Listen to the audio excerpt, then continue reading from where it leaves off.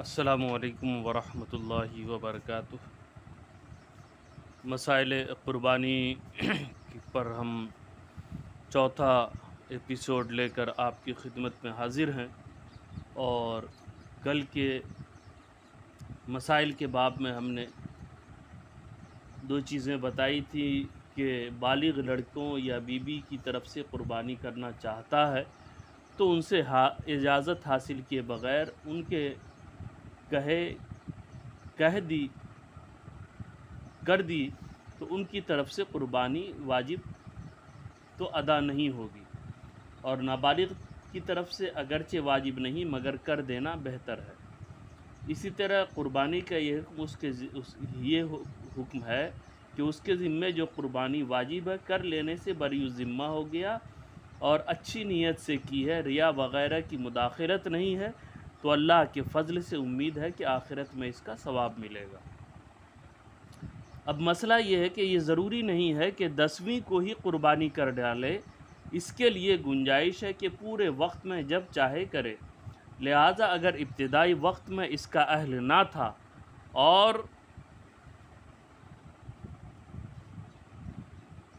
وجوب کے شرائط نہیں پائے جاتے تھے اور آخر وقت میں اہل ہو گیا یعنی وجوب کے شرائط پائے گئے تو اس پر قربانی واجب ہو گئی، اور اگر ابتدائے وقت میں واجب تھی اور ابھی نہیں کی ہے، وقت نکل گیا، آخر وقت میں یہ تمام شرائط جاتے رہے تو پھر یہ واجب نہیں رہے گا بلکہ ساقط ہو جائے گا۔ مسئلہ ہے کہ قربانی کے وقت میں قربانی کرنا ہی لازم ہے، کوئی دوسری چیز اس کے قائم مقام نہیں ہو سکتی۔ مثلاً بجائے قربانی کے اس نے بکری یا اس کی قیمت صدقہ کر دی تو یہ ناکافی ہے، واجب ساقط نہ ہوگا، قربانی ہی جانور کی قربانی کرنا ہی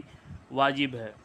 اس میں نیابت ہو سکتی ہے، یعنی خود کرنا ضروری نہیں بلکہ دوسرے کو اجازت دے دی، اس نے کر دی تو ایسا کرنا جائز و درست ہے۔ جیسے کہ کسی ایسے مقام پر رہتا ہے جہاں پر قربانی کی سہولت نہیں ہے یا بڑے کنجسٹڈ مکانات ہیں، رہنے کے لیے ہی مناسب گنجائش نہیں ہے، اور وہ قربانی وہاں پہ نہیں کر سکتا، اگر کرے گا تو طرح طرح کے مسائل سے دوچار ہوگا، تو ایسی صورت میں وہ کسی دوسری جگہ قربانی کر دے، کسی کو اجازت دے دے کہ میری جانب سے آپ یہاں قربانی کر دو، تو ایسا کرنا جائز و درست ہوگا۔ مسئلہ ہے کہ جب قربانی کے شرائط مذکورہ پائے جائیں تو بکری کا ذبح کرنا یا اونٹ یا گائے کا 7واں حصہ واجب ہے، 7ویں حصے سے کم نہیں ہو سکتا،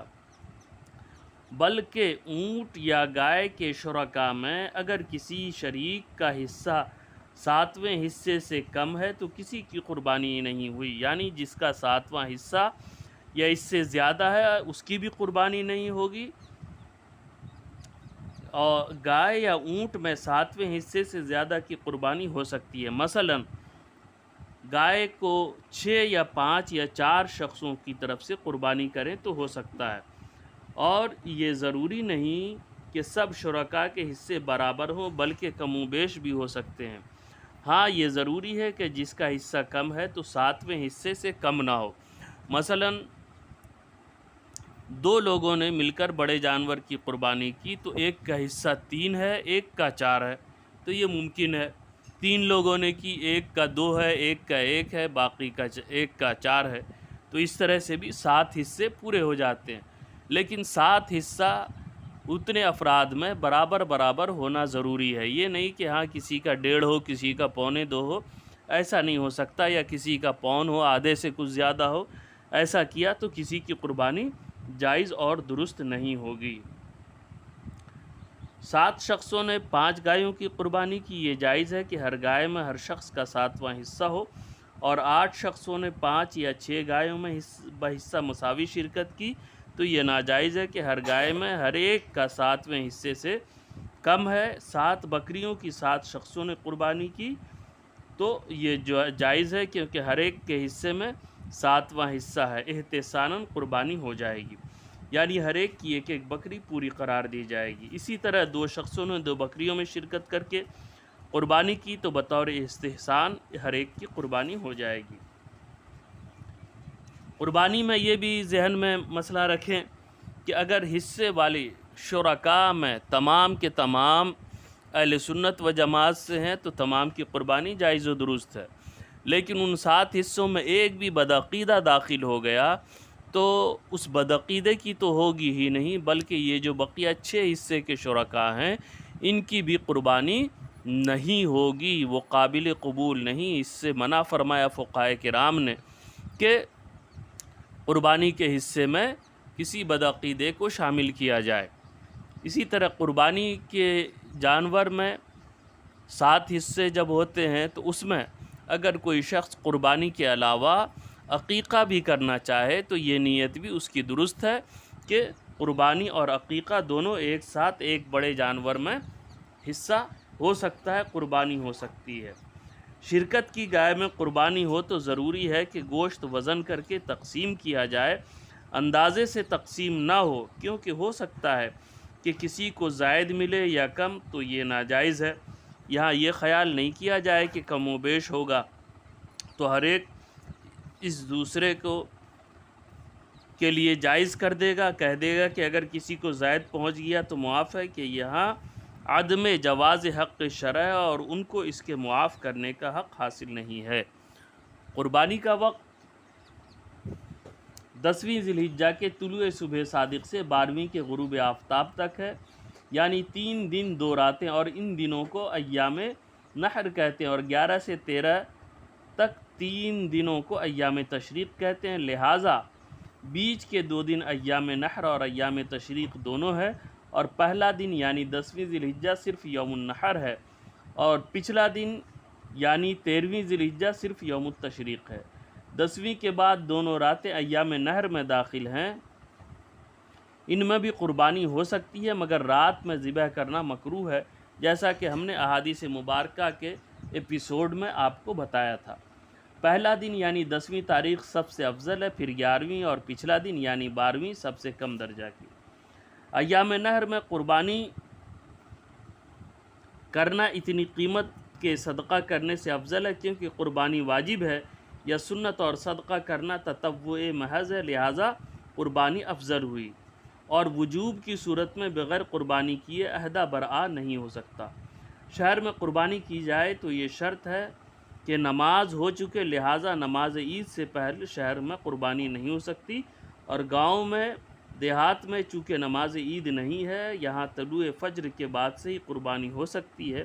اور بہتر یہ ہے کہ بعد طلوع آفتاب قربانی کی جائے۔ شہر میں بہتر یہ ہے کہ عید کا خطبہ ہو چکنے کے بعد قربانی کی جائے، یعنی نماز ہو چکی ہو اور ابھی یہ خطبہ نہیں ہوا، اس صورت میں قربانی تو ہو جائے گی مگر ایسا کرنا مکروہ ہے۔ اگر کوئی شخص شہر میں ہے اور وہ دیہات میں قربانی کرنا چاہتا ہے تو یہ جائز ہے کہ وہاں جانور قربانی